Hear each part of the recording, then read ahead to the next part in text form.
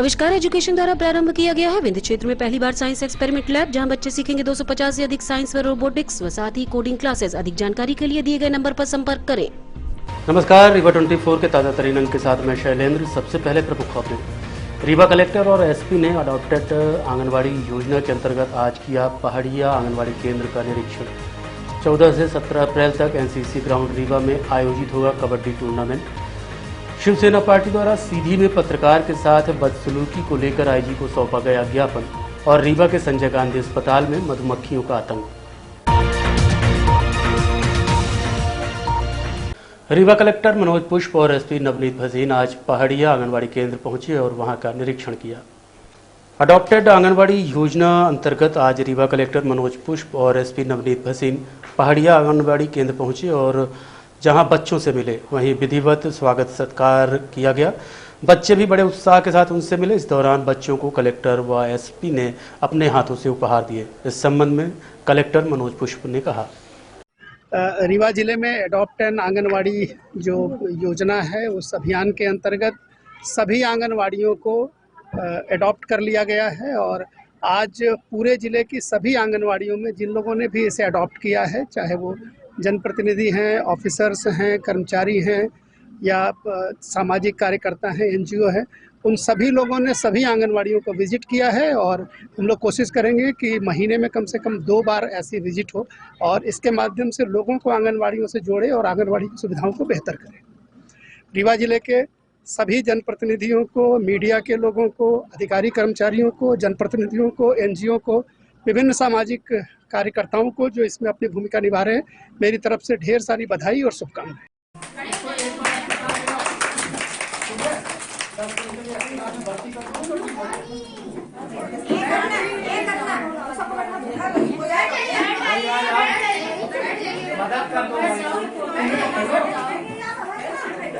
14 से 17 अप्रैल तक NCC ground Rewa में आयोजित होगी राज्य स्तरीय अंतर जिला senior kabaddi championship. NCC ground Rewa में 14 से 17 अप्रैल तक राज्य स्तरीय अंतर जिला सीनियर कबड्डी चैंपियनशिप का आयोजन किया गया है। रीवा में आयोजित इस राज्य स्तरीय आयोजन के सुचारू संचालन के लिए जिला कलेक्टर रीवा ने रीवा जिले में कार्यरत विभिन्न संगठनों की बैठक मोहन सभागार में ली। बैठक में कलेक्टर रीवा ने बताया कि कोविड काल के बाद रीवा में आयोजित होने वाला ये बहुत ही महत्वपूर्ण आयोजन है। इसमें प्रदेश भर से 45 से अधिक जिलों की टीमें आ रही हैं, जो कि बहुत सुखद है। रीवा जिले में ये आयोजन बहुत अच्छे वातावरण में आयोजित हो, सभी खिलाड़ियों को सभी आवश्यक सुविधाएं प्रदान की जाएं। बैठक में कलेक्टर रीवा सहित उपस्थित अधिकारियों को प्रतियोगिता आयोजन से जुड़ी हुई विभिन्न व्यवस्थाओं से संबंधित निर्देश दिए गए। साथ ही बेहतर आयोजन के लिए सभी से सुझाव भी लिए गए। हाँ, ये प्रतियोगिता 14 तारीख से 17 तारीख के बीच में होने वाली है और रीवा को इसकी मेज़बानी मिली है, तो हम लोगों ने विभिन्न संगठनों के साथ आज बातचीत की है और एक बेहतर आयोजन करने की कोशिश की जा रही है।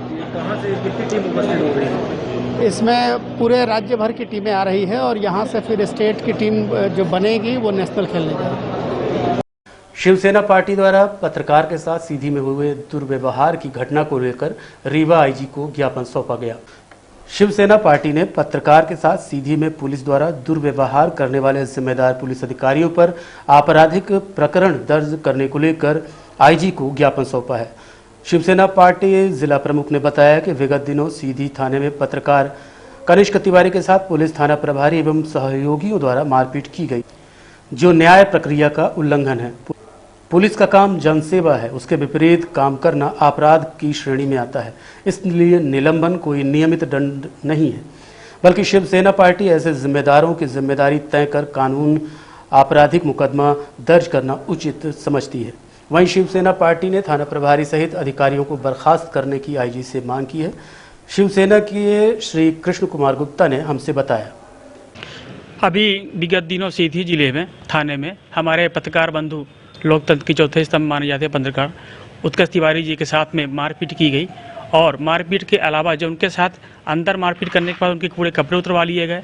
कपड़े उतरवाने के पश्चात उनकी नग्न अर्धनग्न फोटो जो पूरे वायरल की गई, वो एक घिनौना कृत्य और बहुत ही निंदनीय कृत्य माना जाता है और ये एक अपराध की श्रेणी में आता है।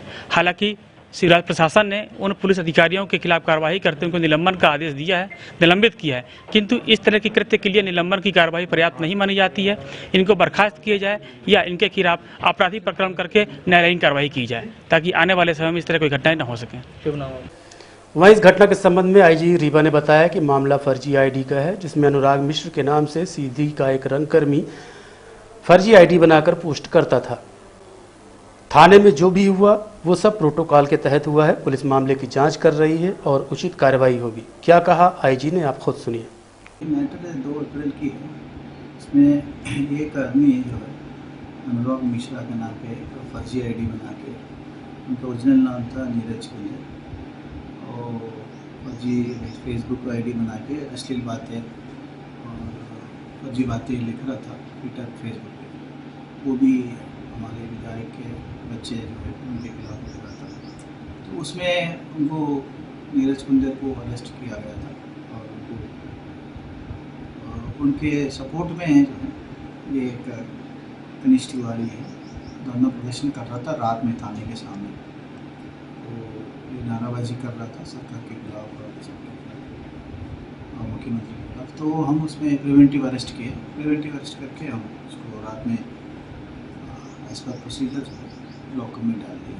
इसका प्रोसीजर ये है कि लॉकअप में भेजने से पहले हम उसमें पहले से है कि इसमें हम लोग पैंट शर्ट निकाल के हम भेजते हैं पूरी शर्ट।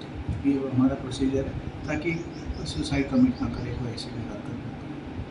तो ये इस तरह में कोई वीडियो वायरल हो, इसमें विधिवत कार्रवाई की गई। इसमें कोई रीवा के संजय गांधी अस्पताल में मधुमक्खियों ने आतंक मचा रखा है। ये पहली बार नहीं है, इसके पहले भी कई बार मधुमक्खियों ने कई लोगों को अपना शिकार बनाया था। इसकी वजह से मरीजों और स्टाफ को काफ़ी परेशानियों का सामना करना पड़ता है। संजय गांधी स्मृति चिकित्सालय कहने को तो विंध्य का सबसे बड़ा अस्पताल है। इस अस्पताल में मधुमक्खियों के छत्ते इस कदर हैं जिनको देखकर लगता है कि यह अस्पताल नहीं कोई मधुमक्खी पालन केंद्र है।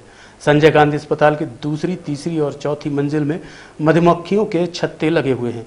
पूर्व में अस्पताल प्रबंधन द्वारा छत्ते हटवाने का काम किया गया था, जिसके लिए बाकायदा टेंडर भी निकाला गया था। छत्ते तो निकाले गए लेकिन पूरी तरह से उसे खत्म नहीं किया गया। यही वजह है कि छत्ते फिर से बढ़ते गए और काफ़ी संख्या में हो गए हैं। दोबारा इसको हटवाया भी नहीं गया। यही वजह है कि इनका प्रकोप फिर से बढ़ गया है। संजय गांधी स्मृति चिकित्सालय में प्रतिदिन काफ़ी संख्या में मरीज इलाज के लिए आते हैं, लेकिन मधुमक्खियों का आतंक अस्पताल में जारी है। लोग अस्पताल के अंदर आने जाने से कतराते हैं, पर यहाँ आना उनकी मजबूरी है। मरीजों के शुल्क के साथ ही दूसरे शुल्क के नाम पर प्रतिदिन लाखों रुपए इकट्ठा होता है, लेकिन व्यवस्था के नाम पर ठेंगा दिखाया जाता रहा है। इस संबंध में हमने उप अधीक्षक संजय गांधी अस्पताल डॉक्टर यत्नेश त्रिपाठी से बात की। देखिए, ऊंची इमारतों पर मधुमक्खियों के छत्तों का लग जाना कोई नई बात नहीं है। ये सामान्य घटना है, होती रहती है। साल में 2-3 बार हमारे यहाँ ये मधुमक्खियों को पकड़ने और छत्तों को साफ़ करने के विशेष प्रशिक्षित लोग रहते हैं, वो आते हैं। उनके दल हैं, प्राइवेट काम करते हैं वो लोग, तो उनसे हम लोग करवाते रहते हैं। पूर्व में भी करवाया है और अभी कुछ दिनों पहले भी ये काम करवाया था। विगत माह से कुछ होली वगैरह के कारण, त्योहारों के कारण उससे कुछ दिनों से संपर्क नहीं हुआ था। अभी कुछ ऐसी शिकायतें फिर से मिलने कि वो फिर से लग गए हैं। अभी उनसे संपर्क हो रहा है, जल्दी ही उनको बुलवा के और उनसे उन छत्तों को साफ़ सफाई करवाएंगे ताकि मरीजों के साथ साथ जो स्टाफ है उनको भी दिक्कत ना हो काम करने में।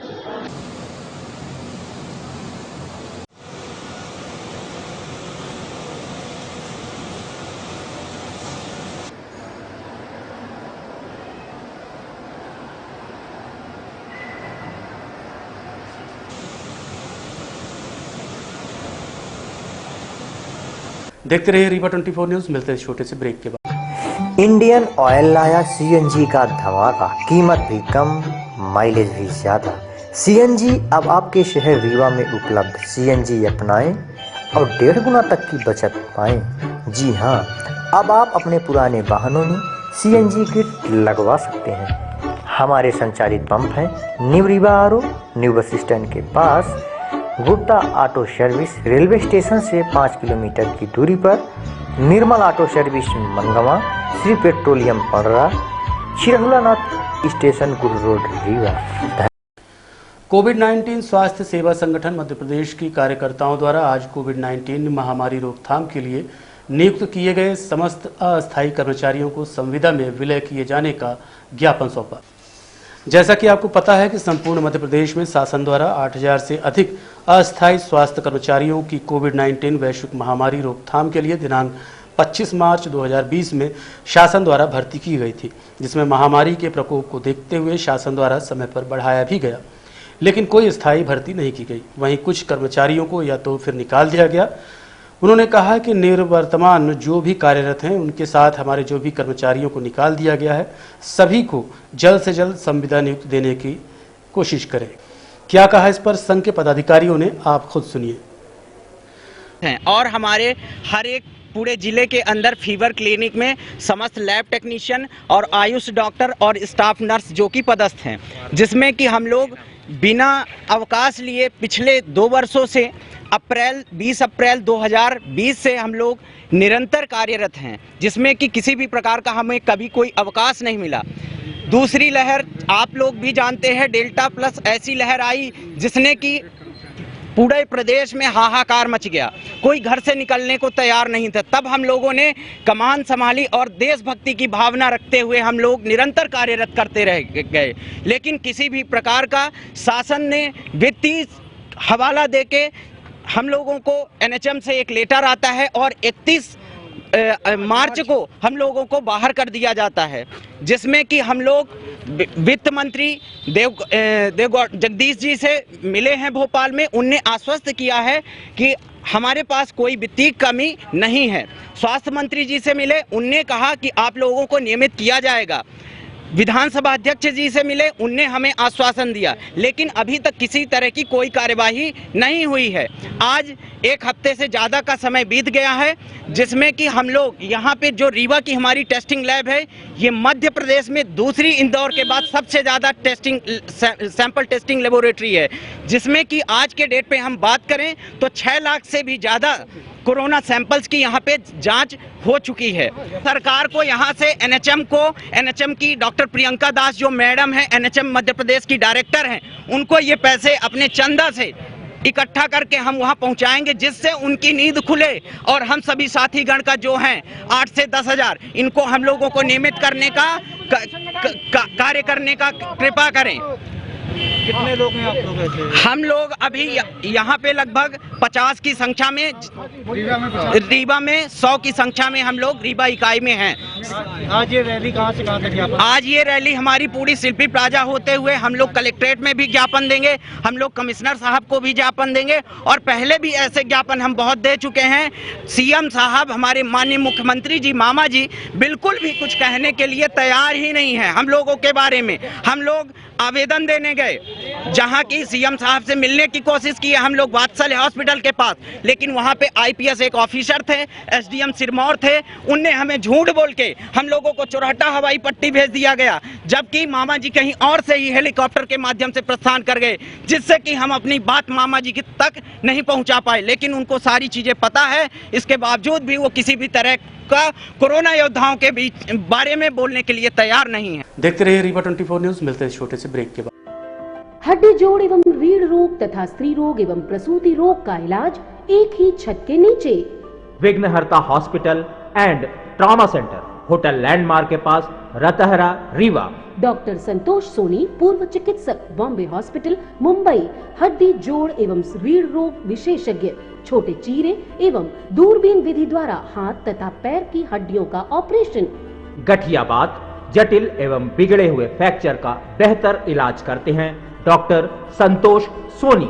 विघ्नहर्ता हॉस्पिटल ट्रॉमा सेंटर में ही स्त्री एवं प्रसूत रोग विशेषज्ञ डॉक्टर शैलजा सोनी भी उपलब्ध हैं, जिनकी देखरेख में नॉर्मल डिलीवरी, सिजेरियन ऑपरेशन एवं बच्चेदानी से संबंधित ऑपरेशन की बेहतर सुविधा। संतानहीन दंपत्ति तत्काल संपर्क करें। विघ्नहर्ता hospital and trauma centre, hotel landmark के पास, रतहरा, रीवा। सुविधाजनक एवं सफल इलाज हेतु आज ही संपर्क करें। विघ्नहर्ता hospital and trauma centre, hotel landmark के पास, रतहरा, रीवा। मोबाइल नंबर 7828781983 अथवा 8462956774 पर। मध्य प्रदेश लघु वेतन कर्मचारी संघ ने आज अपनी विभिन्न मांगों को लेकर कमिश्नर रीवा को ज्ञापन सौंपा।